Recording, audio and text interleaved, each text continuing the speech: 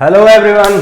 तो बच्चों यहाँ पर हमारे पास एक कॉम्प्लेक्स नंबर का क्वेश्चन है जो कि जेईई 2003 में आया हुआ है। ये क्वेश्चन काफी टफ है या फिर काफी अच्छा क्वेश्चन कह सकते हैं। इसको टफ नहीं बोलेंगे, काफी अच्छा क्वेश्चन कह सकते हैं। इसको 2-3 पार्ट में हमें करना होगा।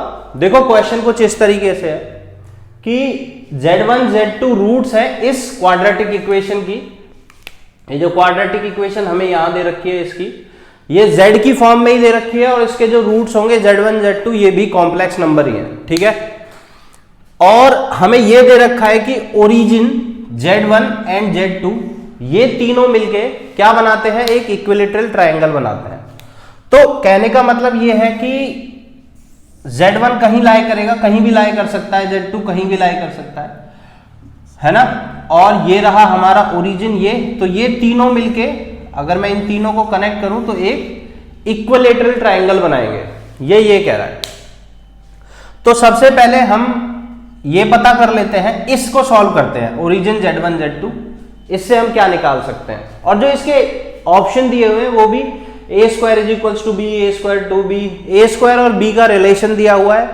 a और b जो है इसमें वो यहां ये वाले a है, a और b जो z का कोफिशिएंट है और जो कांस्टेंट वैल्यू दी हुई है वो। तो सबसे पहले हम ये ट्रायंगल वाली इक्वेशन से एक रिजल्ट निकाल लेते हैं। देखो ये एक इक्विलेटरल ट्रायंगल है, मतलब इसकी तीनों साइड्स इक्वल होंगी। ये वाली जो लेंथ है ये ओरिजिन है, Z2 से ओरिजिन की लेंथ को कहते हैं Z2 का मॉड, Z1 से ओरिजिन की लेंथ को बोलेंगे Z1 का मॉड, और Z2 से Z1 के डिस्टेंस को बोलते हैं Z1 माइनस Z2 का मॉडुलस। अब ये दिया हुआ है कि ये तीनों ही length sides of equilateral triangle है, तो तीनों इक्वल होंगी। तो इतना हम निकाल सकते हैं इस वाली चीज से।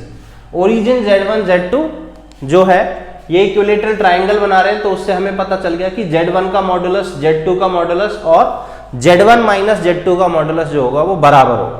यहां से अभी बस हमें इतना ही पता चलता है। अब आगे चलते हैं, क्योंकि इसकी दोनों रूट्स निकाल लेते हैं। Z1 जो इसकी रूट्स होगी Z1 और Z2, तो Z1 आएगी हमारी -a, मैं क्वाड्रेटिक फॉर्मूला लगा रहा हूं, -b plus minus √b² minus 4ac upon 2a। तो -b की वैल्यू है a plus √b² minus 4ac upon 2a। तो a की वैल्यू 1 है, यहां पर a ये है, b ये है, c ये है। तो इस तरीके से हमारे Z1 की वैल्यू ये आ गई। और क्योंकि Z1 जो है कॉम्प्लेक्स नंबर है, तो ये वाली वैल्यू डेफिनेटली अंदर में नेगेटिव होगी। तो मैं इसको अरेंज करके आयोटा बाहर निकाल के ऐसे लिख लेता हूं 4b माइनस a²। ध्यान रखना a² माइनस 4b हमारी नेगेटिव वैल्यू थी, a² माइनस 4b हमारी नेगेटिव वैल्यू है, नेगेटिव वैल्यू लेस देन 0। यहां लिखने की जगह यहां लिख देते हैं a² minus 4b less than 0 है, ठीक है। तो मैंने यहां इसको पॉजिटिव कर दिया, आयोटा बाहर निकाल लिया, ये हो गया हमारा Z1। अब अगर हम Z1 का मॉड निकालेंगे, क्योंकि हमें यहां जरूरत है, Z1 का मॉडुलस निकालेंगे तो वो होगा √ रियल पार्ट का स्क्वायर प्लस इमेजिनरी पार्ट का स्क्वायर। रियल पार्ट है -a/2 का whole square plus imaginary part है √4b माइनस a²/2 का होल स्क्वायर। सॉल्व करेंगे तो आ जाएगा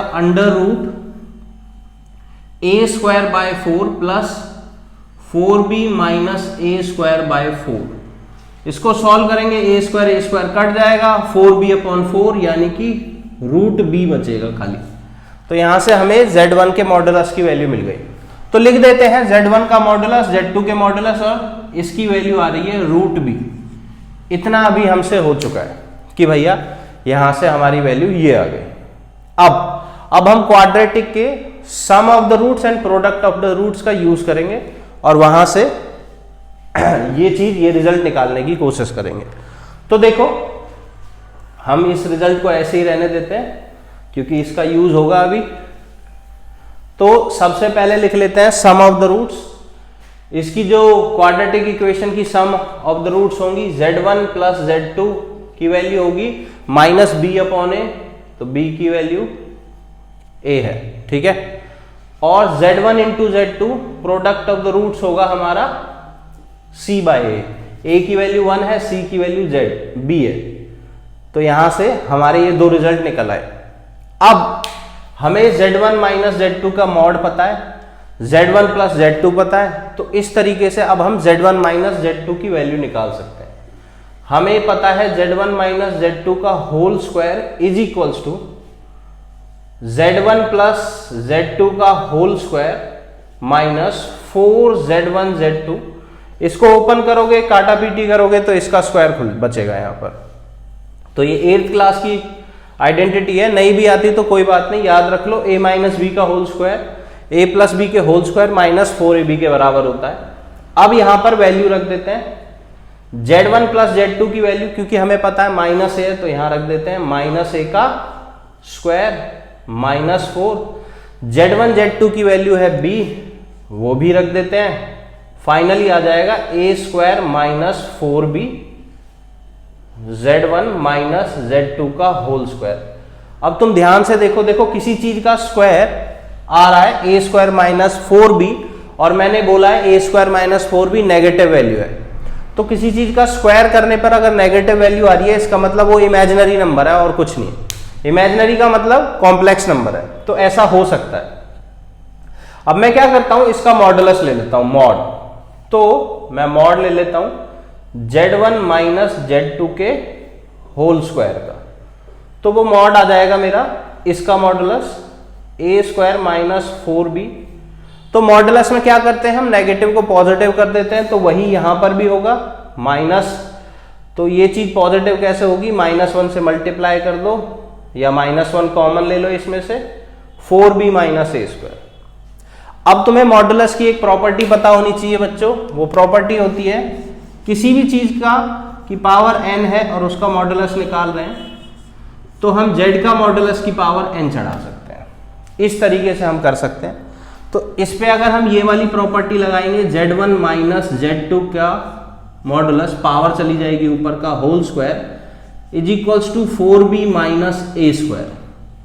z1 माइनस z2 का जो मॉड है वो रूट b के इक्वल है, तो यहां से हम डाल देंगे वैल्यू रूट b का whole square is equals to 4b minus a square.